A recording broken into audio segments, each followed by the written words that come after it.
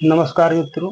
आइए आज आपको राहु के गुण और दोषों के बारे में बताते हैं, क्योंकि कई कमेंट आए थे जिसके बारे में हमें कहा गया था कि राहु के कारकत्व के बारे में बताया जाए। चलिए देखते हैं ज्योतिष ज्ञान से विज्ञान तक के अगले एपिसोड में। ये हमारे सामने एक लग्न कुंडली है और ये समझ लीजिए मेष लग्न की कुंडली है। एक डेमो कुंडली मान लीजिए। अब इसके अलग अलग भावों में हम देखते हैं कि राहु का क्या गुण और दोष है। पहले तो हम जान लेते हैं कि राहु के दोष क्या क्या है। सूर्य प्लस राहु ग्रहण दोष बनाता है। जिस भी कुंडली की चाहे जिस भी भाग में 1 2 3 4 5 6 7 8 में, तो सूर्य प्लस राहु ग्रहण दोष बनाता है।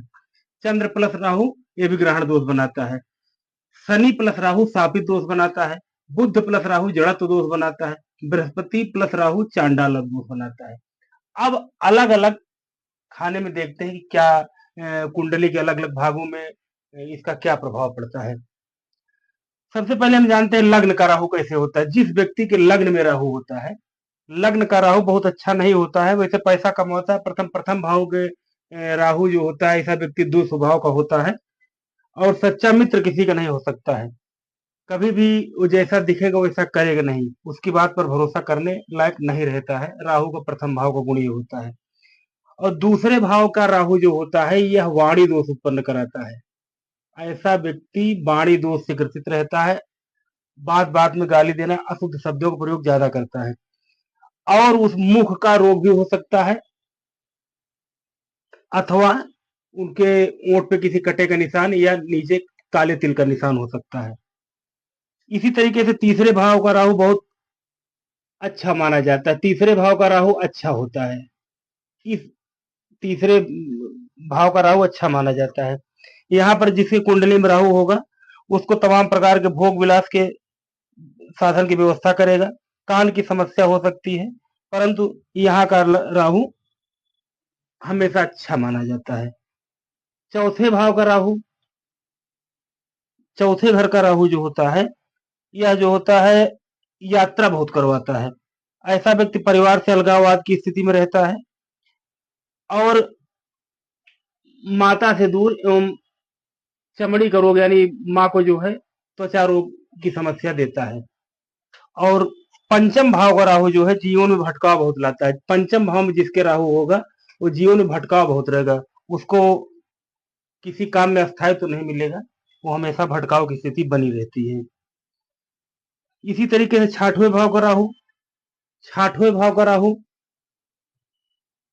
ये मान के चलो थोड़ा बहुत अच्छा फल देता है, अच्छा फल देता है। और अगर बुद्ध के साथ मिल जाए तो राजा के समान हो जाता है। और लेकिन यही है कि यह अगर नीच इस पर ग्रहों की दृष्टि ना पड़े तो ठीक रहता है। एक रहता बड़ी और तो संबंध बनाता है। सातवें भाव का राहु जो होता है, सातवें भाव का राहु, सातवें भाव का राहु जो होता है ये भी बहुत अच्छा नहीं माना जाता है। ऐसे व्यक्ति का स्वभाव उखड़ा रहता है और ऐसे व्यक्ति के पत्नी का स्वभाव जो होता है वो भी उखड़ा उखड़ा रहता है और चर्म रोग जैसे अगल बगल बने रहते हैं। आठवें भाव का राहु, अष्टम भाव में कोई भी ग्रह बहुत अच्छा तो नहीं माना, चाहे राहु या कुछ भी हो। आठवें भाव का राहु भी बुरा होता है। हर काम में रुकावट और देरी से करवाता है। देरी देरी बहुत करवाता है किसी कार्य में। नौवें भाव का राहु धर्म के प्रति, नौवें भाव का राहु धर्म के प्रति विरोधाभास पैदा करता है। परंतु 10वें भाव का राहु जो होता है अच्छा माना जाता है। अगर इसमें अच्छे ग्रहों के साथ राहु बैठा हुआ है तो व्यक्ति हमेशा उन्नति करता है।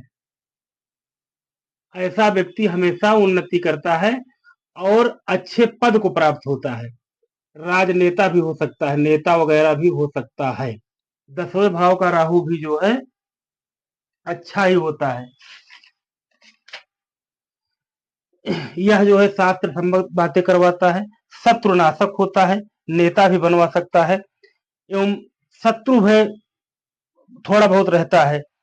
11वें भाव का राहु अत्यंत सुख,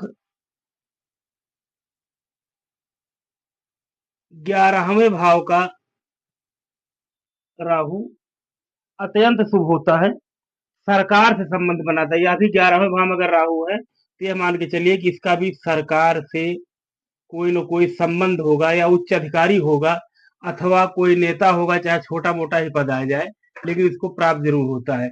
और 12वें भाव का राहु जो होता है अच्छा नहीं होता है, 12वें भाव का राहु अच्छा नहीं माना जाता है। यह जो है धर्महीनता लाता है, धर्म के प्रति आदमी विरुद्ध हमेशा बोलता है। जिसके 12वें भाव में राहु होता है हमेशा धर्म से विरुद्ध बातें करता रहता है, हमेशा धर्म की अवहेलना किया करता है। ऐसा व्यक्ति जो है विदेश यात्रा भी करता है, क्योंकि 12वें भाव का में अगर अच्छे ग्रहों की दृष्टि है तो विदेश यात्रा भी करवाता है। अब आए जानते हैं कि राहु, अगर आपको कुंडली के बारे में नहीं जानकारी है, अथवा आपकी अपनी कुंडली की नहीं सही समय और जन्म स्थान मालूम है, तो राहु का पता कैसे लगे कि आपके जीवन में राहु की क्या दशा चल रही है। अगर राहु की महादशा चल रही है तो आपको स्वप्न में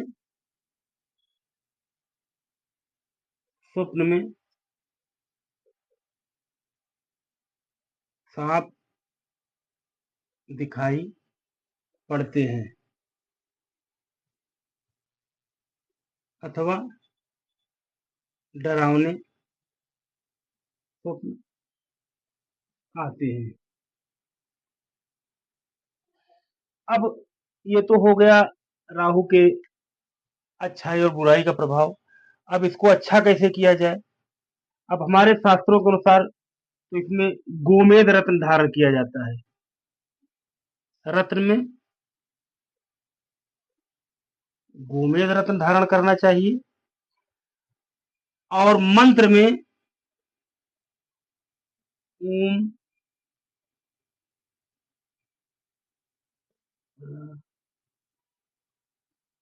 राघवे नमः का जाप करना चाहिए।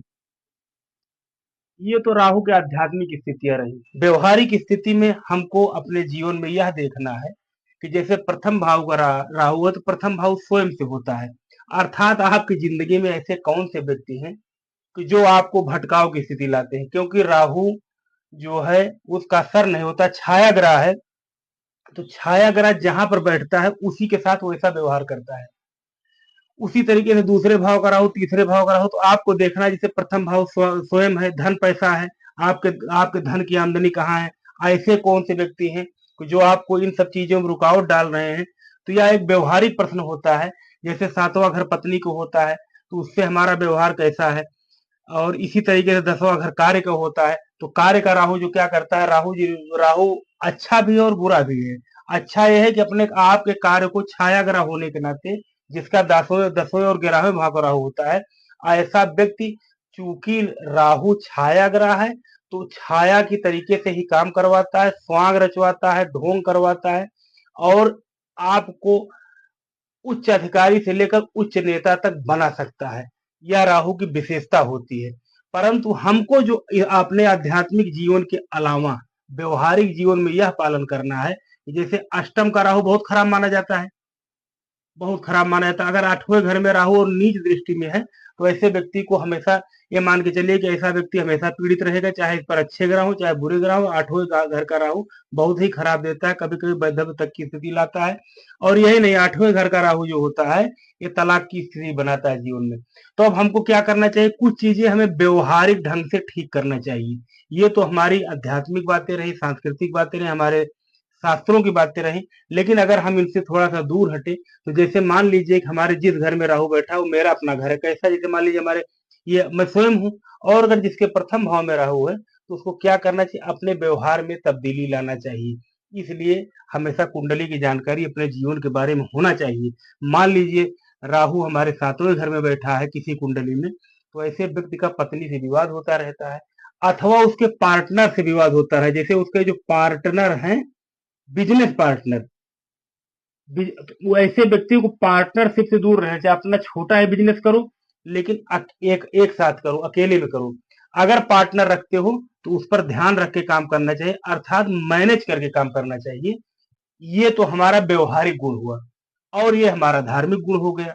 तो हम धर्म के साथ भी राहु को ठीक कर सकते हैं, अपने व्यवहार के साथ भी राहु को ठीक कर सकते हैं। जैसे 8वें घर में चर्म रोग, तमाम प्रकार के रोग, तमाम प्रकार के एक्सीडेंटल, जिसके घर में 8वें घर में हमने कई 26 कुंडलियों में अध्ययन किया, तो यहाँ का राहु बहुत ही नीच होता है। 4 कुंडलियों मिला, चारों कुंडलियों में इस प्रकार की स्थिति बनी कि या तो चर्म रोग से आदमी ग्रसित था, अगर ये नहीं था तो उसके पारिवारिक विवाद थे, पारिवारिक विवाद नहीं था तो समस्या ग्रसित था, नहीं कोई ना कोई समस्या बनाता है। तो उसको अगर पूर्व जानकारी है, देखिए ज्योतिष आपको ऐसा नहीं कि धन कमवा सकती है या कुछ करवा सकती है, लेकिन ज्योतिष आपको सरल रास्ता बता सकती है। इसका प्रमुख उद्देश्य ज्योतिष का यही है, इसीलिए हमने इसका नाम रखा है ज्योतिष ज्ञान से विज्ञान तक।